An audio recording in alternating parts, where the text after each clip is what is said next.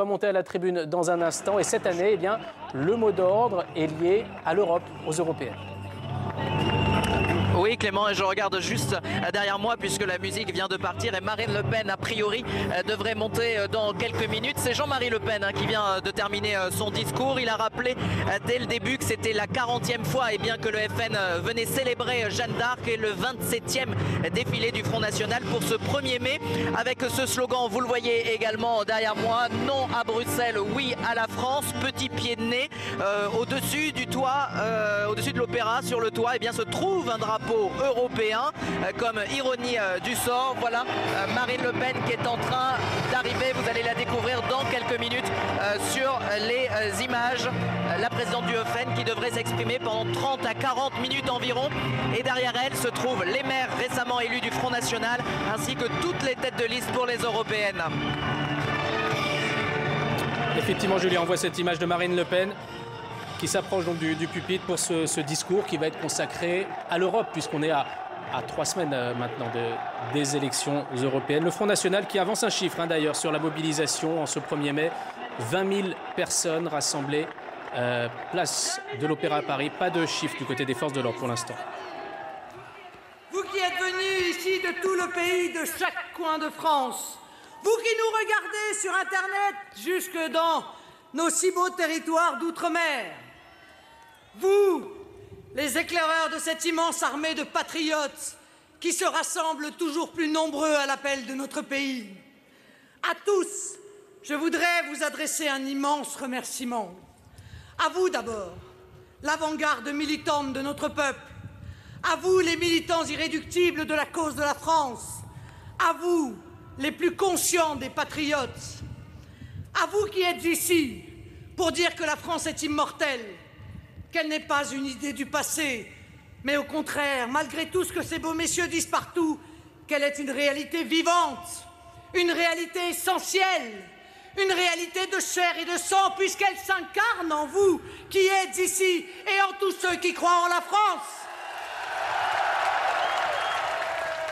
Car vous représentez ces millions de Français pour qui le mot patrie, le mot France sont des mots vivants, chaleureux, exaltants, des mots d'espérance et de communauté fraternelle. Oui, bien sûr, nous allons parler de la France, nous allons parler d'Europe, nous allons parler de notre futur, nous allons parler des combats à venir, mais ces mots, ils recouvrent la forte et sensible réalité qu'est la patrie française, un territoire, une langue, une histoire, mais aussi et surtout un peuple, des hommes et des femmes de tous âges et de toutes conditions. Car que serait la France sans les Français sans la France, dans ce dialogue toujours recommencé entre les idées qui nous grandissent et les hommes qui les exaltent et les incarnent. Pour moi, la France, c'est une réalité visible, concrète, peuplée de personnes réelles dans la vie quotidienne traversée d'espoir, de crainte, d'espérance ou d'angoisse, doit être l'alpha et l'oméga de ceux qui prétendent au gouvernement de la France.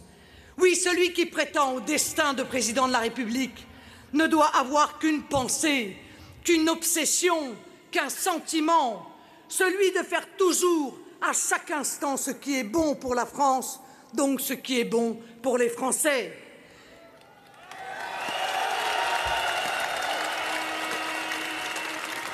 Les Français ne sont pas des réalités statistiques, des groupes, des pourcentages dans un sondage. Ce sont des êtres de chair et de sang qui vivent et qui souffrent, qui aiment et qui rient, qui étudient, qui bâtissent, construisent un patrimoine, qui inventent, qui se soignent, qui se déplacent et qui prennent leur retraite. Alors au-delà des grands mots, c'est à travers vous à la France, donc au peuple de France que je m'adresse, à ce grand et magnifique peuple qui a donné tant de choses à l'humanité, parce qu'il porte le beau nom de Français, et que ce nom-là lui donne des responsabilités uniques dans le monde tel qu'il est. La France, mère des armes, des arts et des lois, qui porte fièrement avec le drapeau tricolore cette devise « Liberté, égalité, fraternité » que nous avons diffusée à travers le monde, parce que nous sommes Français et que la République n'est universelle que parce qu'elle est française, Parce que le monde a besoin de la France quand il parle de liberté, d'égalité et de fraternité. Parce que le monde a besoin de la France quand il parle de raison, de tolérance et d'humanité. Parce que le génie de la France est une source où de tout temps puisa la pensée des peuples libres. Vous êtes là. Cette France-là, c'est vous. C'est celle de notre peuple courageux, industrieux, inventif, accueillant, généreux. C'est celle de notre langue qu'on entend aux quatre coins de la terre. Ces Français qui portent, lorsqu'ils sont unis et fiers d'eux-mêmes, les lumières de la raison et du savoir. Les Français, ce peuple de lions, lorsqu'ils ne sont pas gouvernés par des ânes et qui sont les champions de la liberté, de la souveraineté et de l'indépendance nationale. Alors,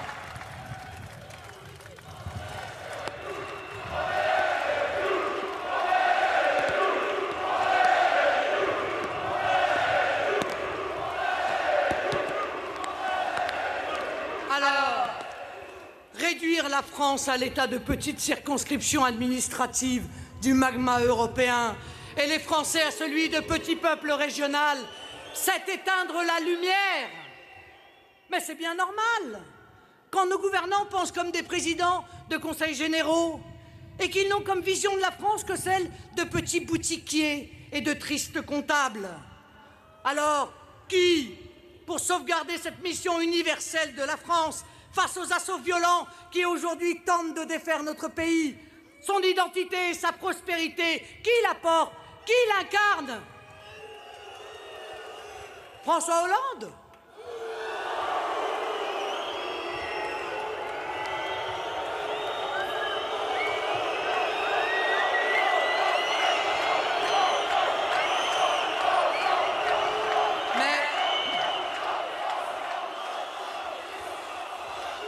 La mission de la France est bien trop grande pour François Hollande.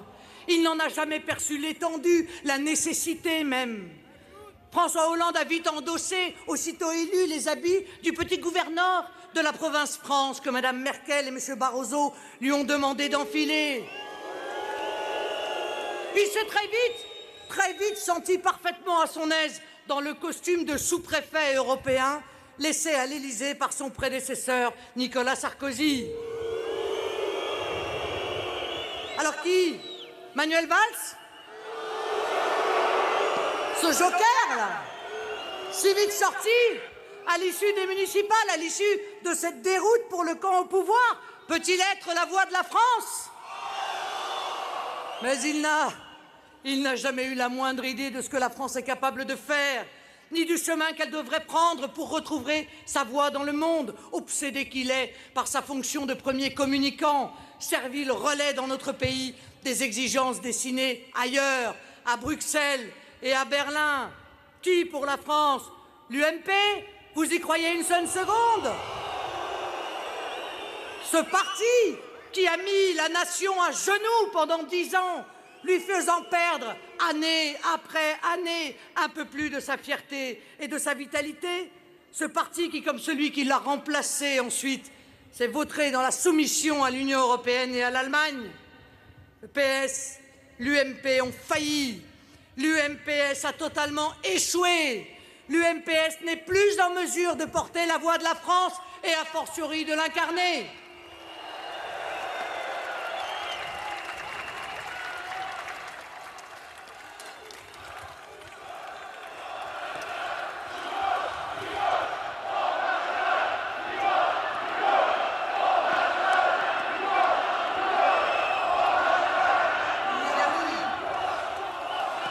Il n'y a plus, mes chers amis, comme dans les heures les plus tristes de notre histoire, que sur le peuple de France que l'on puisse compter. Mais encore faut-il, mes chers compatriotes, que notre peuple se fasse entendre, qu'il soit capable, par les moyens légaux encore disponibles, de dire sa colère, de crier sa soif d'avenir. Encore faudrait-il, à l'heure où il est appelé aux urnes, qu'il s'y rende et qu'il s'y exprime, que chacun le sache. Et je le dis ici avec la plus grande solennité. Le 25 mai, le jour des élections européennes, Il est plus qu'essentiel d'aller voter. C'est une nécessité vitale pour la France. Il ne faut pas se tromper. Certains d'entre nous font une funeste erreur. Ils pensent qu'en boudant les urnes le 25 mai, ils diront leur mépris pour cette Union européenne qu'ils n'aiment pas. Ils se feront entendre, qu'ils enverront ainsi un signal fort. Mais c'est tout l'inverse. Ceux qui n'iront pas voter le 25 mai aux élections européennes laisseront aux partisans de cette Union européenne la possibilité de continuer leur œuvre funeste. Ils laisseront les fossoyeurs de la France continuer à la défaire. Ils les laisseront détruire l'héritage de nos aïeux. Ils les laisseront oublier le sacrifice de tous ceux dont les noms sont inscrits sur tous les monuments aux morts de tous les villages de France pour que notre pays reste libre.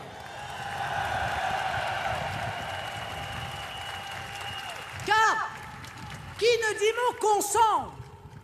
Et c'est bien ce qu'ils espèrent, les François Hollande, les Manuel Valls, les Jean-François Copé.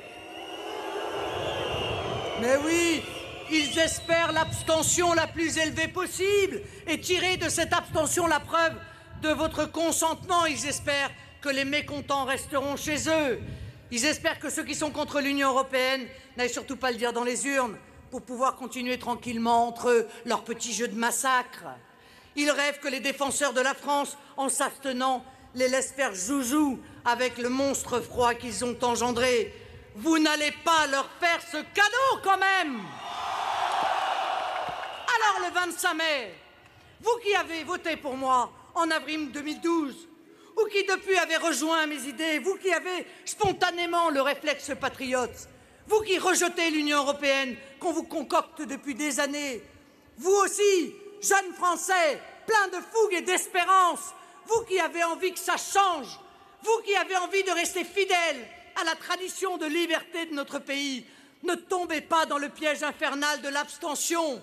Ne me décevez pas et allez voter. C'est votre devoir de patriote.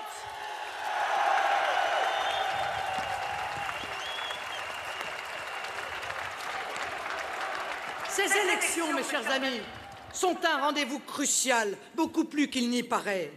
C'est précisément le moment de s'interroger sur ce qu'est devenue l'Union européenne et sur ce qu'elle signifie désormais pour la France et les Français. C'est le moment pour certains d'en prendre conscience, mais c'est surtout le moment pour beaucoup qui ont déjà compris de dire stop. Vous le savez, après le traité de Maastricht, puis celui de Lisbonne, adopté en dépit de la volonté du peuple français qui avait massivement rejeté la Constitution européenne en 2005, les valets de l'UMPS, ses présidents et premiers ministres successifs, ont décidé de confier les clés de la France à l'Union européenne. En votre nom, mais sans vous demander votre avis, à votre insu, bien souvent, et même contre votre gré, comme en 2008. Et qui se sert de ces clés? Qui ouvre et ferme les portes? Qui vous donne et qui vous reprend les autorisations? Des gens qui ne sont même pas élus, des gens qui n'ont aucun compte à rendre aux électeurs, des gens qui font ce qu'ils veulent. Pour nous, peuple français, c'est le contraire. Nous ne faisons plus ce que nous voulons. Non seulement l'Union européenne ne nous demande plus notre avis, mais c'est nous qui devons lui rendre des comptes. C'est à nous de réclamer des permissions pour tout, comme si nous étions un peuple enfant, incapable, inapte, sous tutelle. Des permissions pour tout, pour faire baisser la monnaie, pour relancer la croissance et l'emploi, pour garder la main sur des sociétés stratégiques comme Alstom, à qui nous devons la fabrication de nos TGV et de nos centrales électriques. Des autorisations pour protéger nos entreprises de la concurrence venue de pays où la main-d'œuvre est à bas coût, où le SMIC n'existe pas, où les prud'hommes n'existent pas, où les normes de sécurité ou de temps de travail n'existent pas.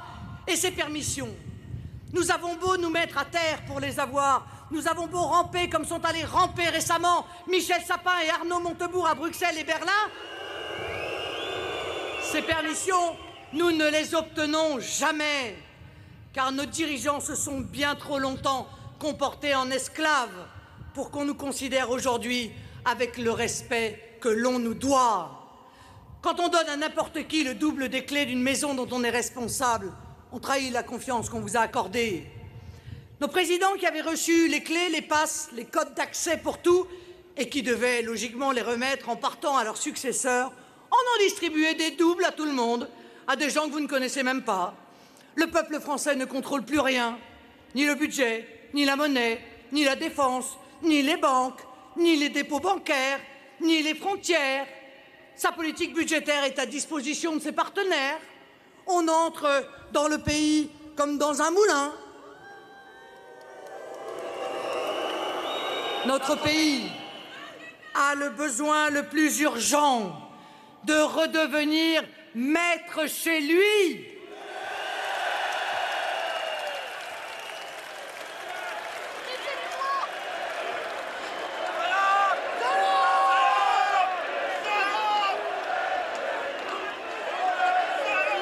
Il doit décider de ce qui lui convient, de la politique qui permettra de retrouver le chemin de la prospérité, de la confiance et je dirais aussi de la joie de vivre, de l'optimisme. Car que disent les gens déprimés? Précisément qu'ils ne contrôlent plus rien. Entre l'état moral d'une nation et celui d'un individu, il y a d'étroites ressemblances. Un État qui ne contrôle plus rien est un État qui s'enfonce dans la déprime. Eh bien, notre mouvement a l'ambition de sortir le pays de la déprime avant qu'il ne soit trop tard. En faisant quoi? En enrayant au plus vite l'engrenage de l'austérité imposée par Bruxelles, qui est déjà la cause d'un appauvrissement de la nation, la source d'un chômage de masse et le ferment d'une formidable récession sociale et économique. Nous voulons faire en sorte que la déprime des Français ne se transforme pas en dépression économique infinie, puis en crise politique. C'est la vérité qui est cause d'apaisement, mes chers amis. C'est le mensonge qui est cause d'inquiétude. On nous ment, donc nous sommes inquiets. Qui décide, à votre avis, de la politique draconienne d'austérité de 50 milliards que vient de nous présenter François Hollande? Pensez-vous que notre énergique président l'ait décrétée lui-même? Pas du tout. Elle lui a été prescrite par l'Europe. C'est l'Europe qui exige cela de lui. Nous savions déjà qu'il n'était pas très fort pour la décision, mais nous voyons qu'il l'est encore moins pour la résistance. Certains espéraient qu'il allait défendre notre peuple contre le chômage de masse, contre l'appauvrissement des petits employés, des retraités et des veuves, dont la pension ou la moitié de pension n'augmente plus. Et que voyons-nous? Le contraire. Salariés, entrepreneurs, retraités, tout le monde fait le gros dos. Personne ne veut plus ou ne peut plus ni dépenser ni investir, et pour cause. Hormis les 1%, les plus riches, tous les autres ont de moins en moins. Et s'accentue alors le marasme du pays pour permettre à nos dirigeants d'obtenir une bonne note à Bruxelles et pour permettre de rassurer les marchés financiers. La Maison France n'achète même plus les produits qu'elle fabrique, le patriotisme économique étant banni par l'Union européenne. D'autres pays ont connu le même sort avant nous. La Grèce, le Portugal, l'Espagne, l'Italie ont amorcé la même spirale descendante sous l'influence de l'Union européenne. Nous ne voulons pas que la France subisse ce destin. Nous ne voulons pas qu'elle le connaisse. Nous ne voulons pas nous résoudre à ce qu'on nous présente inévitable. Quand il reste le pouvoir de dire non, rien n'est inévitable. La lâcheté n'est jamais inévitable. L'esclave dit oui, l'homme libre dit non.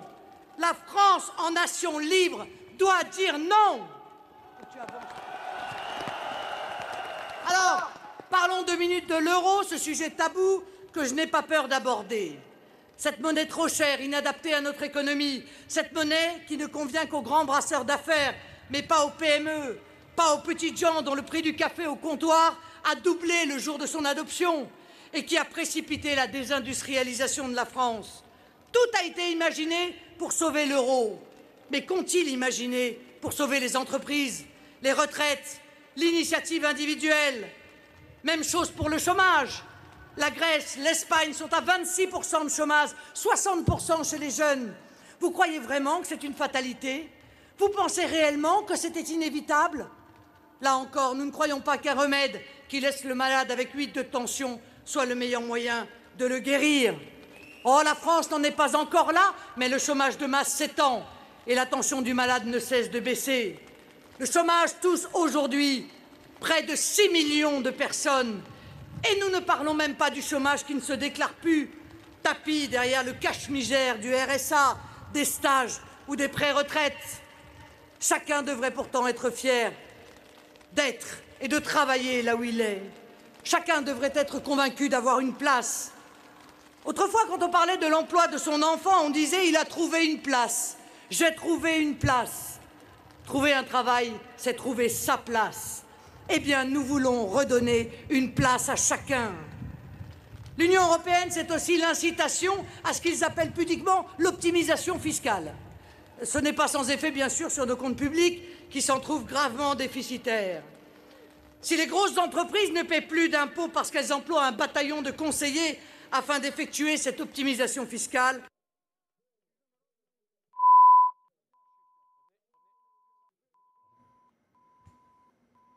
Le son est là? Où est le son? De son et d'image, visiblement, dans cette retransmission en direct du discours de Marine Le Pen depuis la place de l'Opéra à Paris. On va essayer de résoudre ces problèmes techniques. Mickaël Darmon est avec nous, évidemment, pour évoquer déjà les premières déclarations faites par Marine Le Pen, qui tire évidemment à boulet rouge sur le gouvernement, sur le chef de l'État, avec aussi un appel à voter. On m'indique que la liaison est rétablie. On va écouter Marine Le Pen en direct. C'est la capacité de notre nation à fixer elle-même son budget et sa fiscalité, pour pouvoir appliquer des impôts beaucoup moins lourds à nos petites entreprises, celles qui créent l'emploi, plutôt que de multiplier les cadeaux aux grandes multinationales. Ce principe de justice fiscale, nous l'appliquerons aussi aux ménages. Moins d'impôts pour les petits et les classes moyennes qui n'en peuvent plus de supporter l'intégralité du fardeau. Cette injustice fiscale s'accompagne en Union européenne d'un libre-échange maladif dans les rapports commerciaux. Libre, nous dit-on? Mais qui est libre dans cette affaire? Pas vous, en tout cas. C'est la liberté du renard dans le poulailler. Le malheur, c'est que c'est nous, les poulets. Non seulement on vous fait les poches pendant que les grands groupes s'enrichissent, mais l'Union européenne fait voter des accords de libre-échange sans que vous soyez ni consultés, ni même informés. L'Europe est une organisation politique dont vous apprenez par hasard, 2 ans après qu'elle a pris des mesures soi-disant pour votre bien, évidemment sans vous en parler. Ces 2 dernières années ont ainsi été signés des accords qui ouvrent totalement nos frontières au Canada, à la Corée du Sud, au Brésil, au Maroc, et j'en passe, et des nombreux, et des plus graves encore, comme celui en préparation avec les États-Unis. Les Français sont mis impitoyablement en concurrence avec des travailleurs payés une misère et moins protégés. Qui vous l'a dit? Quand l'avez-vous appris? Jamais. Et quand vous l'apprenez, c'est le jour de votre licenciement ou le jour où votre employeur vous propose d'aller travailler en Roumanie ou en Pologne pour 300 € par mois. Vous l'avez tous bien compris. Le pivot de ce système effroyable, ce sont les grandes banques. L'Union européenne et le gouvernement français les adorent. Et pourtant, elles font de moins en moins leur métier. Elles prêtent de moins en moins aux entreprises qui créent du travail et de la richesse. Elles utilisent l'argent de l'employé, de la secrétaire, de l'infirmière, du fonctionnaire, du retraité pour spéculer sur les marchés financiers et de surcroît dans des opérations que la plupart des épargnants n'auraient jamais approuvées. En clair, elles jouent au casino avec vos économies. Et lorsqu'une catastrophe naît de cette spéculation absurde, comme pendant la crise de 2008, eh bien l'argent de l'employé, de la secrétaire, de l'infirmière, du fonctionnaire, du retraité doit sauver ces banques de la faillite sans contrepartie. Savez-vous, mes chers compatriotes, qu'avec la nouvelle directive sur l'union bancaire, votre banque n'est même plus contrôlée par les autorités françaises, mais devrait être sauvée avec l'argent de vos propres dépôts, comme les Chypriotes en ont déjà fait l'amère expérience l'an dernier. Cette loi qui permet de vous spolier le plus légalement du monde d'une partie de vos comptes en banque a été votée au mois d'avril. Eh oui, c'est la Commission européenne qui décidera du sort des banques françaises en cas de problème. C'est elle qui demandera la ponction des comptes des déposants pour renflouer les banques en difficulté. Nous n'avons pas cette conception de la politique, que leur Union européenne se mette à plat ventre devant les marchés et les banques pour le peu de temps qu'il lui reste à vivre. Notre nation, elle, se fera respecter et remettra les choses à l'endroit, l'économie au service de la politique et non l'inverse. Cette loi de la jungle, nous ne pouvons plus l'admettre, car c'est aussi Bruxelles qui a inventé ce statut grotesque du travailleur détaché, à travers des directives et règlements européens que l'UMP et le PS ont systématiquement voté. Ah ben oui, on incite ainsi à l'embauche sur le territoire national de travailleurs dont les charges sont 30 à 60% inférieures aux nôtres. Mais le résultat, nous le connaissons tous. Des camionnettes de travailleurs, souvent d'Europe de l'Est, qui sillonnent notre pays pour réaliser des travaux partout, y compris d'ailleurs sur fonds publics. Ce n'est même pas du travail au noir. C'est l'organisation délibérée, planifiée de la mise à genoux des artisans et ouvriers français avec la bénédiction des autorités européennes et nationales. C'est l'instauration de la priorité étrangère à l'emploi en France. Sur certains chantiers en cours, rendez-vous compte, il y a même plus 50% de travailleurs français. Sur le terminal méthanier de Dunkerque, 60% des travailleurs sont étrangers. Jusqu'où allons-nous supporter cela alors que des millions de Français sont au chômage? Directive détachement et élargissement insensé de l'Europe à l'Est. Voilà le cocktail détonnant des docteurs Maboul de l'UMPS qui est en train de faire exploser l'économie, l'emploi et le modèle social français. Il faut d'urgence abroger cette directive détachement, comme il faut se battre chaque instant contre le dumping social et environnemental qu'on impose à notre peuple et à l'ensemble des nations d'Europe. Tourner le dos à toute forme de patriotisme économique, c'est abandonner les petits, mais aussi abandonner les fleurons de notre pays, le cœur de notre patrimoine industriel. La Commission européenne nous refuse le droit d'aider nos entreprises stratégiques. La France ne serait plus autorisée à défendre ses intérêts industriels. Elle serait sommée de les sacrifier aux lois du marché et aux appétits rapaces de ses concurrents.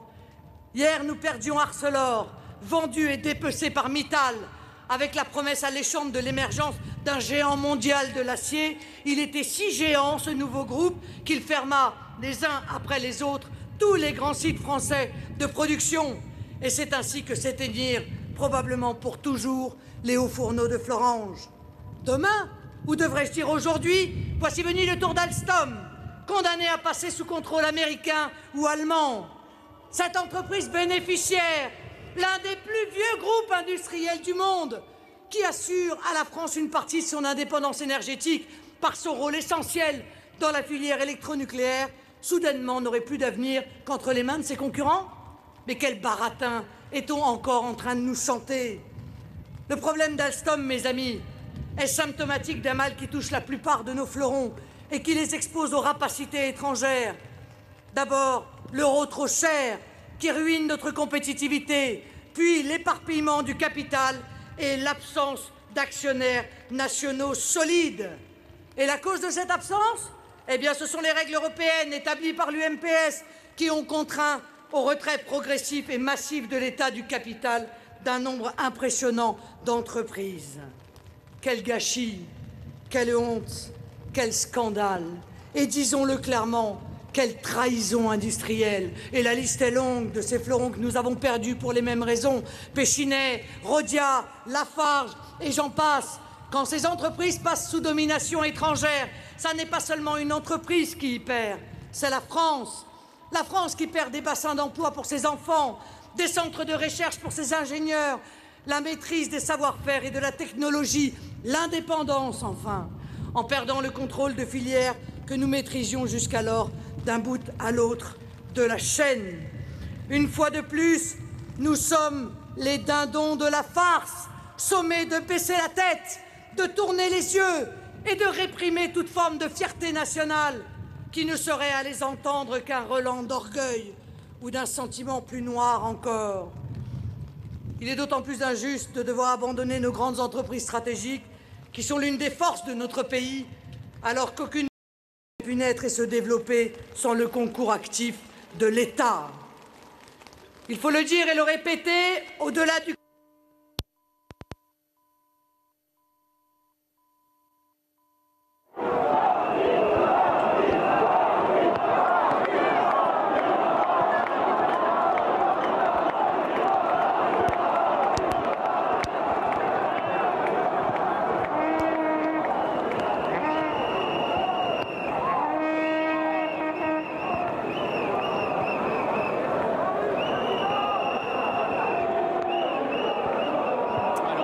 fois, c'est un problème de micro sur place, m'indique-t-on. Le micro de Marine Le Pen qui ne fonctionne plus. Et vous entendez ses partisans entonner la Marseillaise en attendant évidemment d'essayer de résoudre ce problème technique.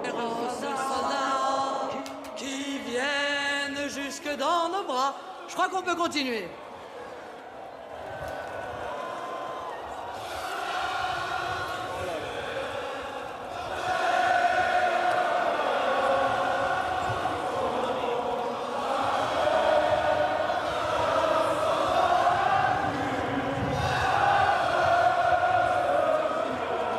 Merci.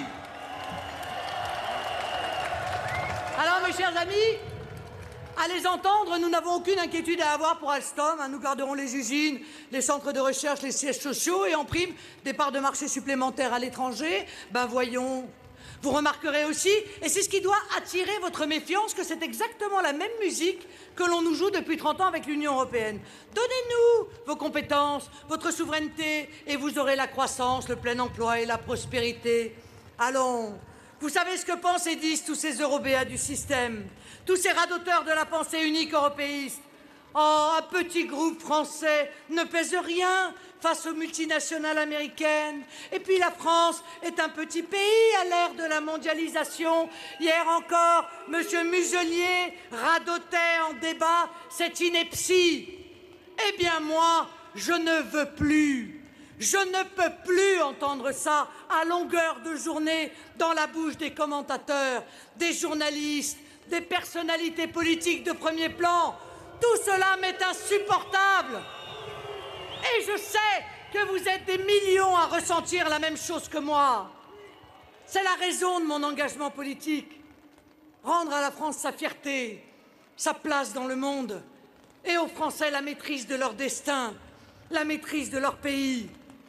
Français, le 25 mai prochain, mettez fin à ce système qui vous méprise. Ne laissez plus la trahison de l'UMP et du PS offenser l'histoire. Tournez le dos au déshonneur de la capitulation. On vous spolie de vos richesses et de vos entreprises. Mais c'est votre pays tout entier qu'on vous enlève. Plus de frontières, plus de possibilités de contrôler qui entre et qui se maintient sur notre territoire. Il nous faut ainsi subir, année après année, des vagues massives d'immigration en provenance de pays issus d'autres civilisations, dont les mœurs, les coutumes et les traditions sont pour beaucoup incompatibles avec notre mode de vie. Nous n'avons plus le contrôle de ce que nous faisons et le système veut désormais nous faire perdre le contrôle de ce que nous sommes. À écouter la doxa dominante, il n'y a plus aujourd'hui d'identité française autre que le métissage à marche forcée et le multiculturalisme. Nous serions tous de semblables représentants de l'homo economicus qui consomme et ne pense plus. Si choisir la France et devenir français, c'est seulement y vivre et y payer sa facture d'électricité, alors effectivement, rien ne distingue plus un Français d'un Allemand ou d'un Roumain, un Français d'un Algérien ou d'un Chinois. Et comme la France reste un pays attrayant, les gens y viennent de plus en plus nombreux. Profiter pour certains de ces bienfaits sans y avoir contribué et pratiquer leurs usages en ignorant les nôtres. Eh bien non! La France n'a pas vocation à ne plus être française. La France doit demeurer la France et son peuple demeurer français. Cette vérité, nous ne cesserons jamais de la proclamer.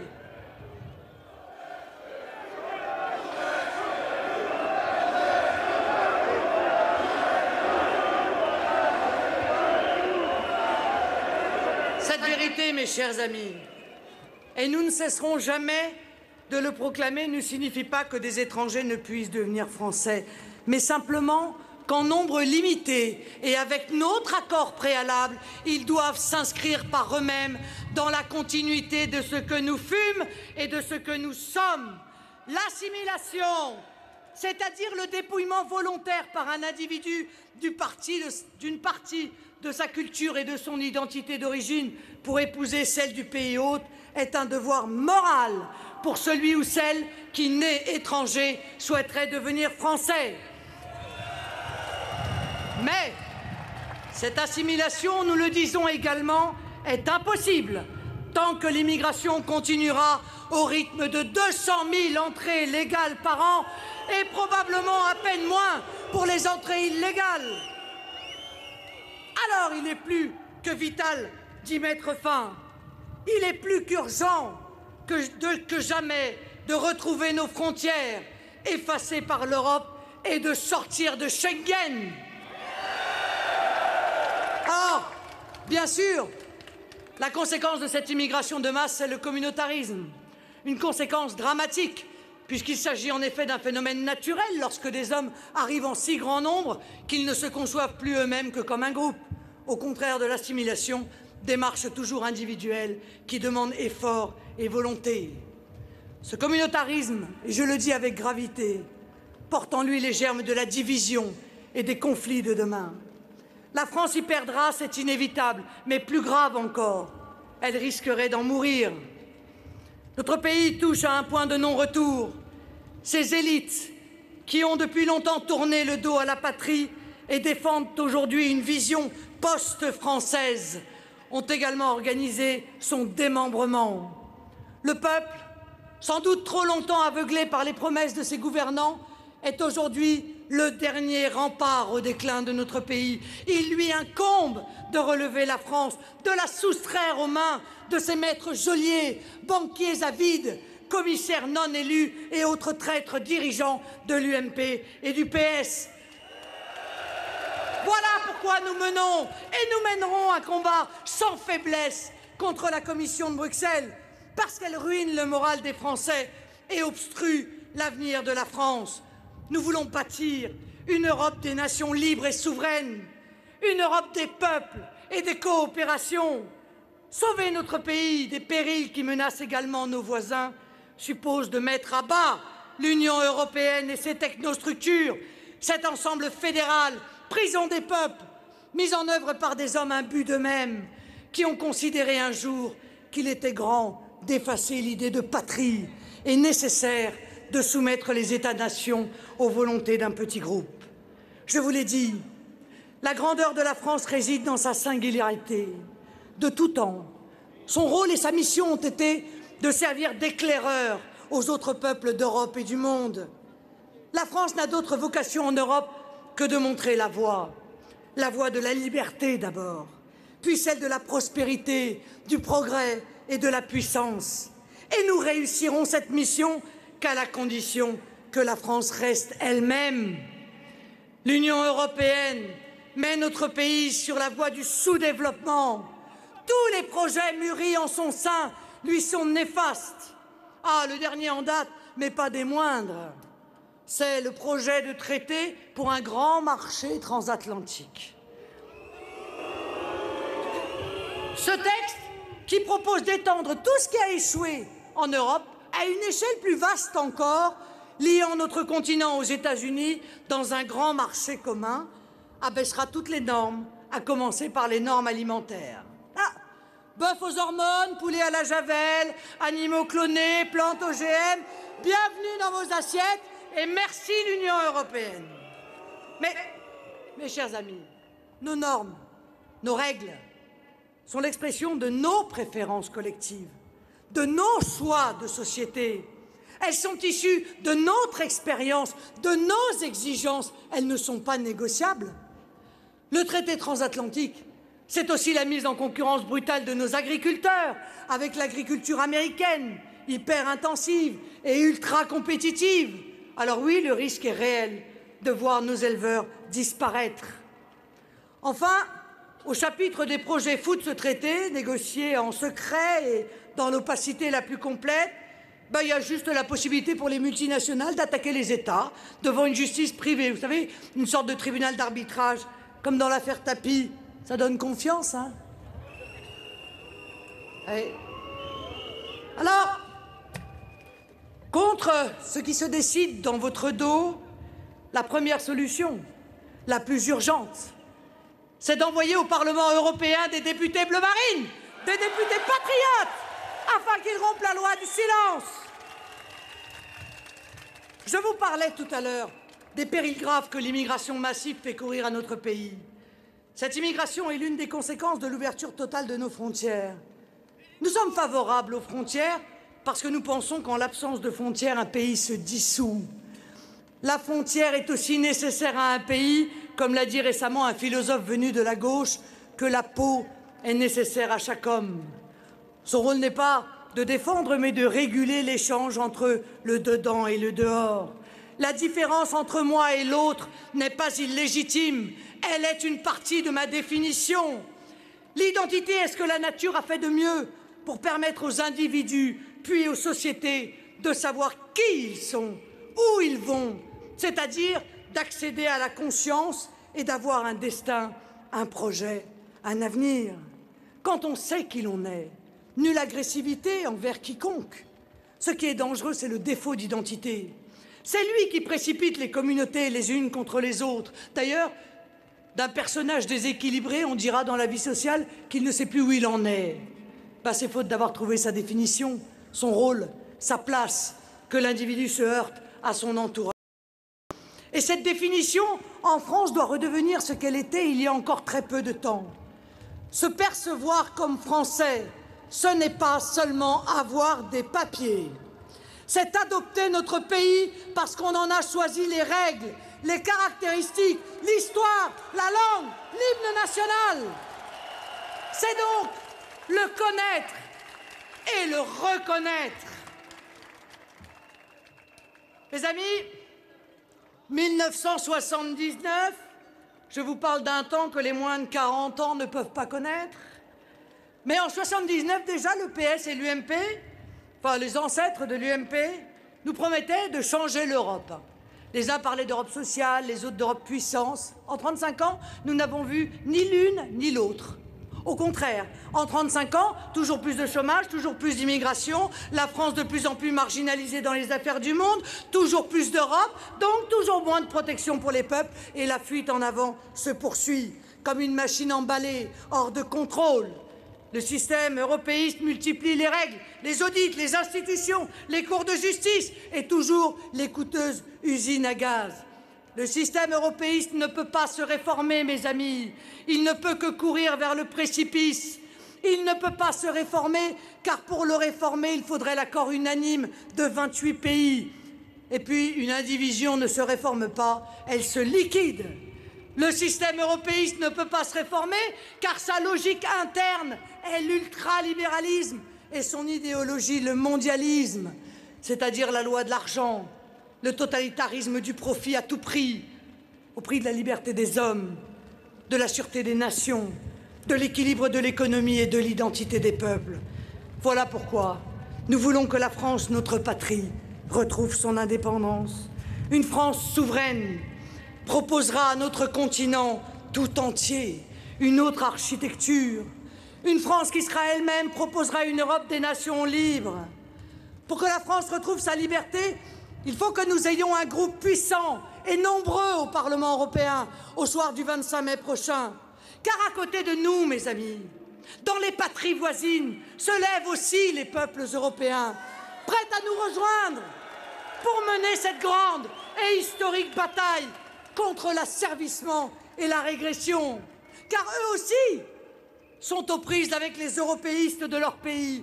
Et c'est fou ce que les leurs ressemblent aux nôtres. On dirait que d'un pays à l'autre, ils les ont clonés déjà. Ce sont les mêmes européistes, les mêmes jusqu'à la caricature.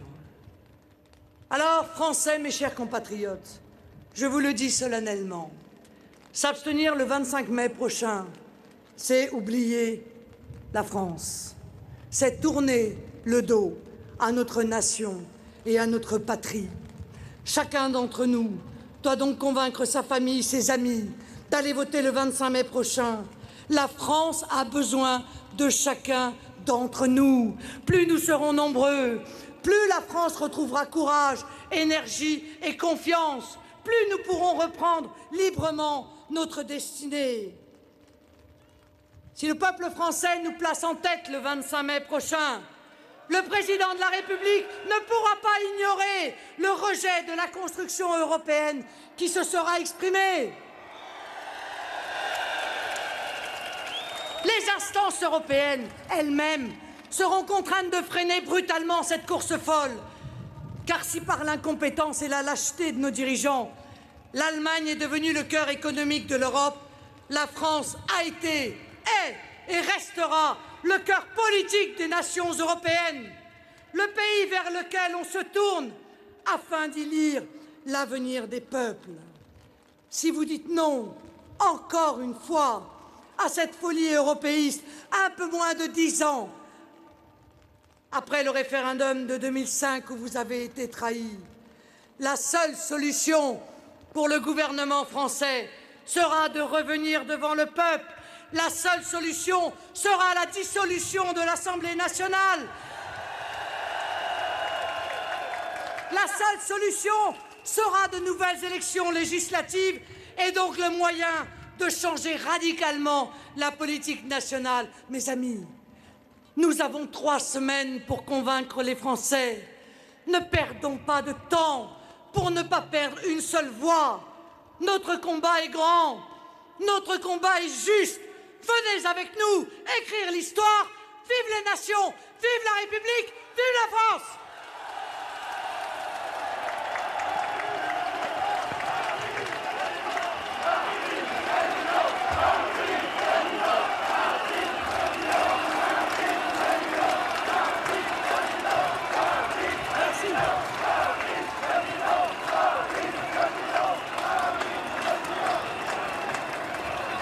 Voilà pour ce discours de Marine Le Pen, 3/4 d'heure environ, discours perturbé par la pluie, par quelques incidents techniques. On va revenir avec vous, Mickaël Darmon, sur Je ne sais pas si ça va nous sécher. Les grandes lignes des déclarations faites par Marine Le Pen, Nous allons donc qui est en train chanter ensemble notre hymne national. de s'adresser